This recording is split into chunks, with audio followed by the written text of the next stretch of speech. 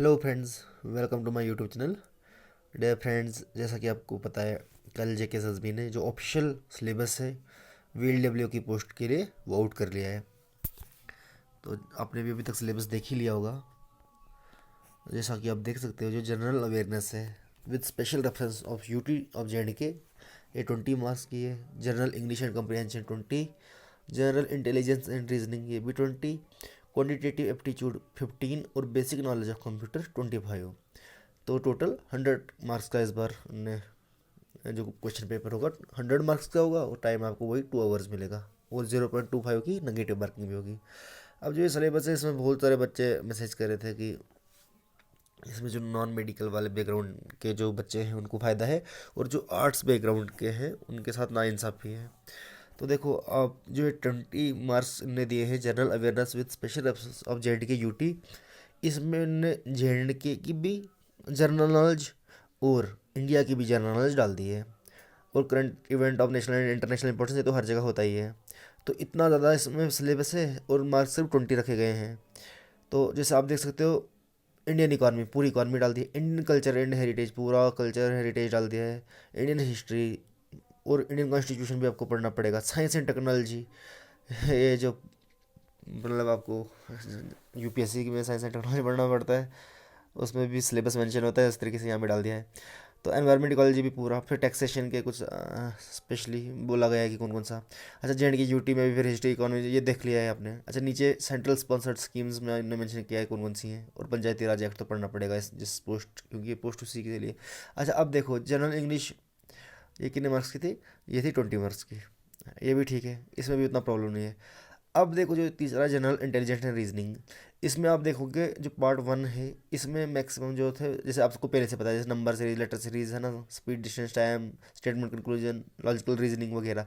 But इसमें बहुत सारे जो है ऐड किए गए हैं, जैसे semantic classification, symbolic number classification, figural classification.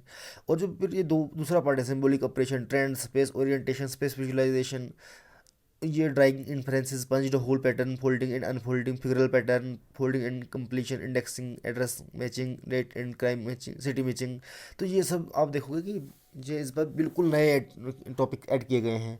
तो बहुत सारे जो नॉन मेडी जो जो आर्ट्स के बैकग्राउंड के हैं उनको तो ये देखकर डर लग ही रहा है, बट जो इवन नॉन मेडिकल के भी हैं उनको भी इसके बारे में पता नहीं है। हालांकि ये टॉपिक्स इजी होंगे रीजनिंग के, बट अभी पता नहीं है, तो उनको प्रैक्टिस करनी पड़ेगी, सीखना पड़ेगा।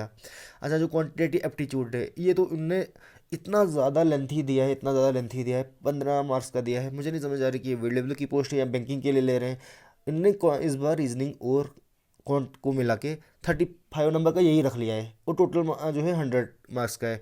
तो ये तो आर्ट्स वाले बच्चों के साथ सच बोलूँ तो नाइंसाफ़ी है, क्योंकि अगर 120 मार्क्स का होता, तो जो ऊपर का सेक्शन इनने रखा है 20 नंबर का जनरल नॉलेज वाला, तो अगर ये क्वांट और रीजनिंग मिला के 35 मार्क्स के रख रहे हैं, तो इनको कम से कम जीके का जो पोर्शन था वो कम से कम 14 मार्क्स का रखना चाहिए था। बट आप देख सकते हो कितना ज़्यादा है। Whole number, decimal fraction, relationship between number, profit loss, discount, partnership, mixture and alligation, time, distance, time and work, percentage, ratio, proportion, square root, average, interest, basic algebraic. मैं बोलता हूँ खाली पार्ट 1 रखते ना ये इस क्वांट का, तो इससे भी आसानी से 15 मार्क्स का ये क्वेश्चन पेपर बना सकते थे। बट इनने इतना ज़्यादा बच्चों को परेशान करने के लिए पार्ट 2 में डाल दिया है। इतना ज़्यादा मैथ जो नॉन मेडिकल बैकग्राउंड के हैं, जो नॉन मेडिकल बैकग्राउंड के उनके लिए तो आसान है, बट जो आर्ट्स वाले बच्चे हैं उनके लिए बहुत ज़्यादा प्रॉब्लम होगी। Graphs of linear equation, triangle and various kind of centre, congruence and similarity of triangle, circle and short tangent, ये सारे जो चैप्टर हैं इस बार नए ऐड किए गए हैं। क्वाड्रिलेटरल, यहाँ ट्रिग्नोमेट्री आपको पढ़नी पड़ेगी, डाटा डाटा इंटरप्रिटेशन पढ़ना पड़ेगा, मेंसुरेशन, पूरी मेंसुरेशन आपको पढ़नी पड़ेगी। तो बहुत ज़्यादा मेरे को तो ये कुछ अजीब सा सिलेबस लगा, स्पेशली क्वांट का। तो और वही जैसे मैं बोल रहा हूँ कि थोड़ा ना बैंकिंग का एग्जाम था, हमने 35 मार्क्स दिए हैं इसको, मैथ रीजनिंग को, और 20 मार्क्स की खाली जनरल नॉलेज रखी है। तो जो पॉलिटी पढ़ता है, हिस्ट्री पढ़ता है, जोग्राफी पढ़ता है, इंडियन इकोनॉमी पढ़ता है, एनवायरमेंट इकोलॉजी पढ़ता है, उसको तो उतना फ़ायदा नहीं है, उसको तो इतना हम वेटेज मिला ही नहीं है। अच्छा, उसके बाद नॉलेज ऑफ कंप्यूटर, नॉलेज का कंप्यूटर, चलो ये 25 मार्क्स का है, ये तो सेम ही है। तो ये था ओवरऑल सिलेबस। कुछ बोल रहे हैं कि आर्ट्स वालों के साथ इनजस्टिस है, मैं भी बोलता हूँ कुछ हद तक 35 मार्क्स इनने मैथ को, रीजनिंग को दिया है, और सिर्फ 20 मार्क्स आप इनने जनरल अवेयरनेस को दिया है। इसमें आपको इंडिया का भी सारा पढ़ना है, science and technology, heritage culture वगैरह। उसके अलावा जम्मू कश्मीर का भी पढ़ना है, उसके अलावा स्कीम्स भी। तो इसमें हर एक टॉपिक से क्या एक एक क्वेश्चन आना है। तो ये था सारा सिलेबस। तो आप चैनल को सब्सक्राइब करो, हम इस सब की क्लासेस हम लेंगे। तो थैंक्स फॉर वॉचिंग।